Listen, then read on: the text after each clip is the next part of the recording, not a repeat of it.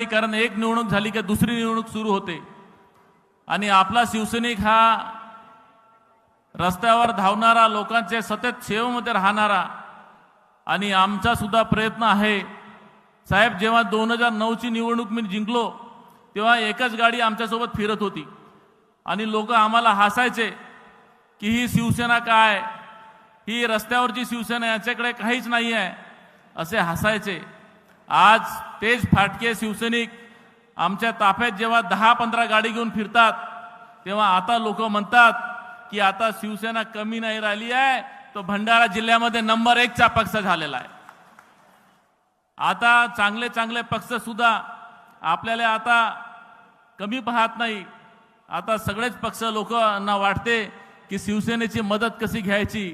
आम्ही गावात तळागाळातला कार्यकर्ता मजबूत केला साहेब, आणि तळागाळातला कार्यकर्ता त्याला सक्षम केला।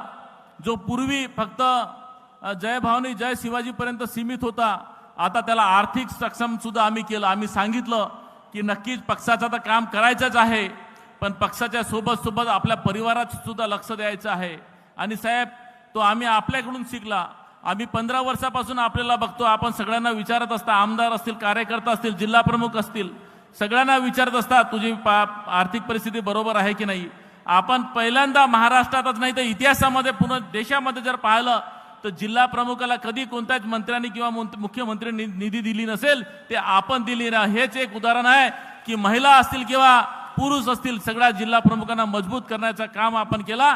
तोच प्रयत्न आम्ही तळागाळापर्यंत, शाखा प्रमुख असतील, तालुका प्रमुख असतील, उपतालुका प्रमुख असतील, सगळ्यांना आम्ही मजबूत करण्याचं काम करतो साहेब। एवढंच नाही तर विरोधकांचा जर आपण विचार केला तर विरोधक आता आपल्यावरती सगळं हळूहळू एकत्र होत आहेत। मी या ठिकाणी विनंती करेन की विरोधकांचं काम आहे, जसा पक्ष आपला मोठा होत चालला आहे तो विरोधक आपल्यावरती विरोध करतीलच, कारण प्रत्येक एक पक्ष मोठा होतो तो दुसरा कोणता ना कोणता पक्ष कमी होत असतो। तो विरोधक नक्कीच आपल्यामध्ये फूट पाडण्याचा प्रयत्न करतील। परंतु साहेब, बाहेरच्या विरोधकांना आपल्याला सामान्य सोपं आहे, पण आपल्या पक्षातला जर काही विरोधक असतील तर त्यांना सामान्य थोडं कठीण होते। म्हणून आपणाला विनंती आहे की आपण मला पूर्व विदर्भाची जबाबदारी दिलेली आहे। मी आपणास विनंती करतो की जोपर्यंत आपण माझ्याकडे पूर्व विदर्भाची जबाबदारी दिलेली आहे तोपर्यंत पक्षाला न्याय देण्याचं काम मी 100% प्रयत्न करीन। ज्या दिवशी मी न्याय देण्याचा सक्षम राहणार नाही त्या दिवशी मी स्वतः वाटल्यास मी माझ्या पदाचा राजीनामा देईन आणि फक्त कार्यकर्ता किंवा आमदार म्हणून मी काम करेल। आपण खरं तर बरेच